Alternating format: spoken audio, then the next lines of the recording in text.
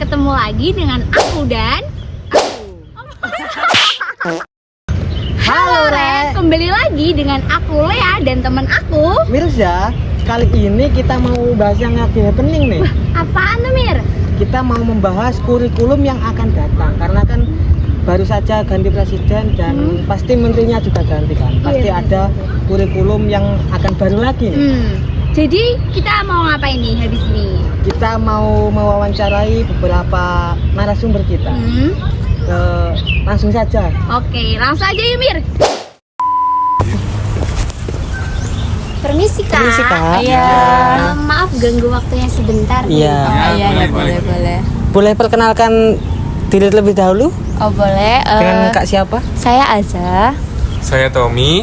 Saya Elmas. Oh baik. Dari pelatih apa ya Kak kalau boleh tahu? Kebetulan kita dari PPSI. Pas banget nih. calon guru. Ya. Menurut kalian ini kan baru saja pergantian presiden ya. Pasti kan menteri-menterinya juga ganti juga. Pasti kurikulumnya juga akan berubah lagi nih. Iya, pasti. Menurut kalian gimana nih dengan kurikulum? Isu penghapusan Nah, isu penghapusan UN. yang dikatakan oleh wakil presiden kita. Ya. Oh kalau menurut saya setuju sih dengan Mas Gibran. Soalnya emang penghapusan UN ini harus ditinjau kembali. Karena contohnya seperti angkatan saya sendiri. Jadi kalau di angkatan saya itu kan sudah nggak ada UN ya Kak. Jadi minat belajar peserta didik itu lebih menurun. Gak tau kalau menurut teman-teman gimana? Nah, saya sangat sependapat ya dengan Kak Aza. Jadi menurut saya itu ketika UN itu dihapus, anak-anak itu jadi menyepelekan belajar gitu. Seperti yang saya pernah melihat di sekolah gitu. Ketika UN tidak ada itu, anak-anak itu akan mengatakan seperti ini kayak ngapain kita belajar, nggak toh kita nggak ada UN juga. Jadinya kayak menyepelekan. Dan itu juga berpengaruh sih. Itu aja. Dari kakaknya yang sebelah sini? Oke, kalau dari saya setuju dari pendapat Kak Zahra sama Kak El. Jadi untuk yang penghapus UN ini menurut saya harus diadakan untuk meningkatkan minat belajar anak-anak seperti itu. Jadi kesimpulannya bahwa kakak-kakak ini sangat setuju bahwa ditinjau ulang untuk tetap diadakan ujian nasional, benar, begitu ya? Ya. Nah, ini ada video, coba kalian lihat terlebih dahulu ya. Ada namanya kontekstualisasi, ini sama, sehingga pembelajaran itu nanti bocoran lagi itu nanti kita arahkan ke arah pembelajaran yang mindful, meaningful dan joyful. Nah, nanti disebutnya pelajaran namanya pelajaran yang full. Jadi menurut Mbaknya setelah melihat video tadi gimana tanggapannya?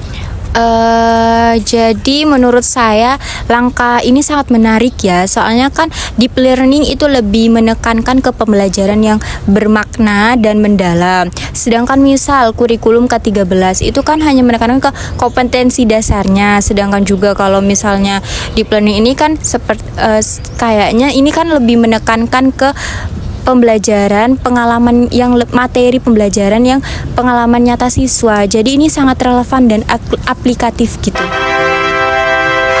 Menurutnya Kak ini gimana? Ya sih, kalau menurut saya itu KTSP itu terlalu menekankan di kognitifnya sih. Jadinya peserta didik itu kurang dalam keterampilan berbicara. Intinya keterampilan lah, seperti berbicara dan menulis. Karena apa ya? Menurut saya itu keterampilan itu sangat penting. Itu adalah ilmu dasar kita ketika kita itu mau belajar. Menurut aku sih gitu. Menurut dari kakak yang sebelah ini gimana nih tanggapannya? Iya, menurut saya untuk fleksibilitas satuan pendidikan itu ada plus minusnya. Jadi belum merata untuk mutunya, seperti itu.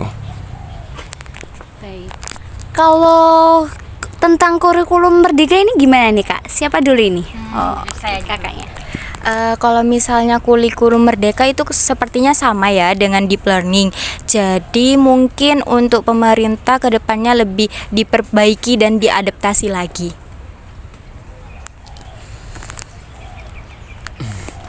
Nah, kalau menurut saya sih terkait kurikulum merdeka itu bagus sih, terutama itu kan kalau kurikulum merdeka itu menekankan kayak ke Pancasilanya gitu. Nah, tapi saya juga suka kalau K13 karena itu apa ya, tidak ada kesenjangan menurut saya di dalam isi metode-metode dalam K13 tersebut gitu kan. Kalau pendapat saya itu kurikulum Merdeka ini kan belum merata untuk sekolah-sekolah yang belum memiliki akses internet. Jadi kurang baik dan bisa dirubah lagi. Seperti itu. Baik. Buat kakaknya kembali. Iya, jadi menambahkan saya setuju dengan pendapat Tommy, soalnya dari adanya fleksibel ini juga ketidakmerataan, jadi mungkin lebih diperbaiki lagi ke depannya. Terima kasih. Nah, kalau dari sisi teknologi, menurut Mbaknya ini kurikulum ini ada perkembangan yang lebih lanjut apa enggak? Baik. Jadi menurut saya untuk kurikulum deep learning kan Kak. Ya, Jadi deep untuk learning. kurikulum deep learning ini untuk teknologi itu adalah kunci.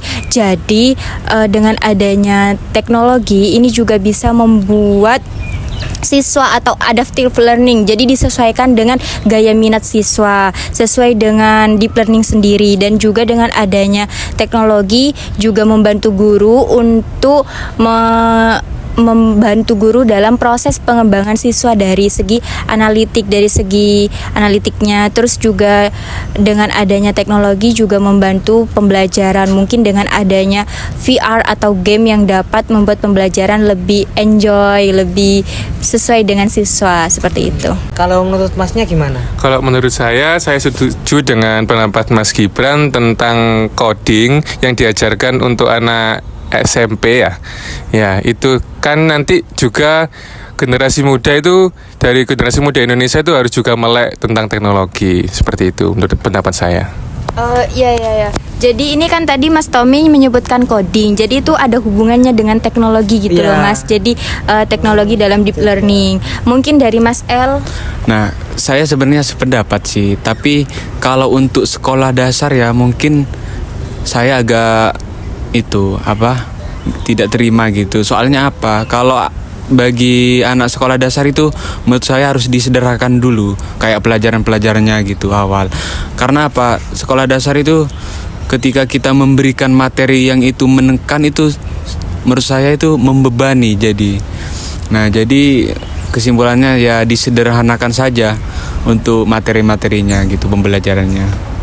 Gitu aja sih menurut saya. Nah, kalau dari kurikulum deep learning ini kan ada 3 pilar nih Kak.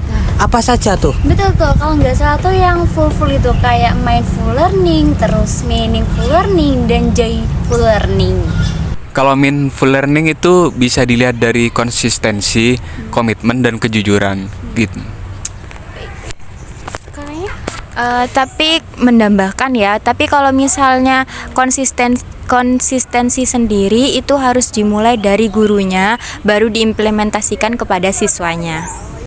Nah, jadi semisal ada pergantian kurikulum, guru harus ada pelatihan supaya bisa mengimplementasikan ke peserta didik dengan baik.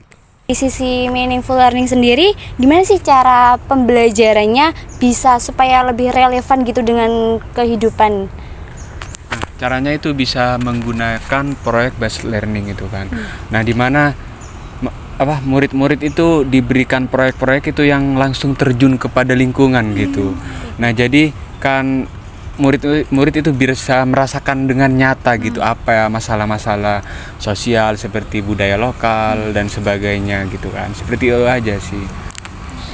Nah, terakhir nih Kak, tentang joyful learning nih Kak. Bagaimana cara kita belajar biar lebih mengasihkan gitu Kak, biar menarik siswa-siswa kita untuk bisa belajar lebih efektif. Nah, menurut saya seperti kalau agar tertarik ya, seperti kuis-kuis gitu kan, atau kita itu memberikan seperti soal-soal yang itu ada gambar-gambarnya sehingga itu murid itu merasa tertarik dengan hal-hal tersebut. Jadi apa ya, ada imajinasinya di situ kan dalam gambar gitu kan. Itu aja. Kalau menurut Masnya? Ya, kalau saya setuju, soalnya kan secara langsung dan selain juga menyenangkan, jadi para murid itu bisa lebih mengingat lagi seperti itu. Ya, terakhir nih Kak, Ya. harapan untuk kurikulum di tahun depan atau 2025 itu apa sih Kak? Kakak yang terlebih dahulu. Ya, baik, kalau menurut saya sih harapannya untuk kurikulum kedepannya itu agar lebih adaptif dan lebih kontekstual seimbang dengan struktur dan fleksibilitasnya. Kalau dari saya, guru itu harus mendapatkan pelatihan seumpama ada perubahan kurikulum supaya nanti bisa mengimplementasikan dengan sempurna dan benar ke para murid seperti itu. Betul sekali. Jadi intinya ya dari saya itu apapun keputusan pemerintah itu saya setuju. Yang itu semoga ya kita keputusan pemerintah itu bisa berdampak positif terhadap pendidikan yang ada di Indonesia ke depannya dan berkelanjutan. Itu aja. Wah, terima kasih nih Kak sudah mau Ya. kami wawancarai tentang kurikulum yang akan datang ini. Terima kasih atas pandangan dari beberapa kakak ini. Bila ada kurang lebihnya, kami mohon maaf ya Kak. Terima kasih Kak. Selamat jumpa di lain hari. Itu dia pendapat-pendapat yang kita dapatkan hari ini yang sangat bisa menambah wawasan kita dan teman-teman juga nih. Nah, jadi kita dari pendapat tadi kita bisa tahu kurikulum kedepannya seperti apa menurut pendapat mereka. Sekian dari vlog kita. Sampai jumpa. Bye bye. Bye.